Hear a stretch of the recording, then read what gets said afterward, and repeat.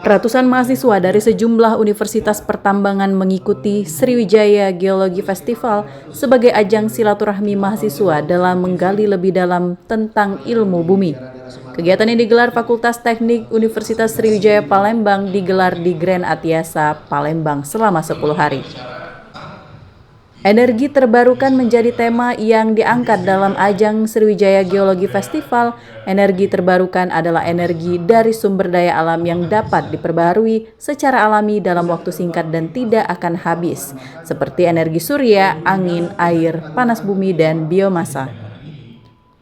Dibandingkan dengan bahan bakar fosil, energi terbarukan jauh lebih ramah lingkungan karena menghasilkan lebih sedikit emisi gas rumah kaca yang membantu mengatasi krisis iklim dan polusi udara. Selain itu, para mahasiswa diajak melakukan sejumlah kegiatan bakti sosial seperti donor darah, serta lomba-lomba karya ilmiah dan pameran foto-foto topografi bumi dari sejumlah daerah di Indonesia dan luar negeri. Kami mengambil tema energi terbarukan, yang dimana mungkin untuk mahasiswa yang memiliki keterlibatan dengan ilmu geologi atau ilmu pertambangan, dunia geologi pertambangan, energi terbarukan tuh sangat berguna untuk masa depan kita nanti, Pak.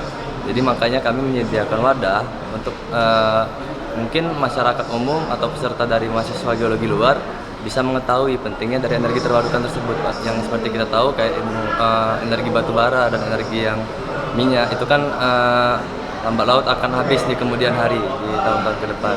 Makanya dengan hadirnya energi terbarukan, terutama yang kami angkat yaitu carbon capture storage atau CCS, itu dapat menjadi pengganti energi terbarukan yang dimana akan menunjang kehidupan ke depannya nanti, Pak. Dari Palembang, Sumatera Selatan, Muhammad Riza Fahlevi, iNews melaporkan.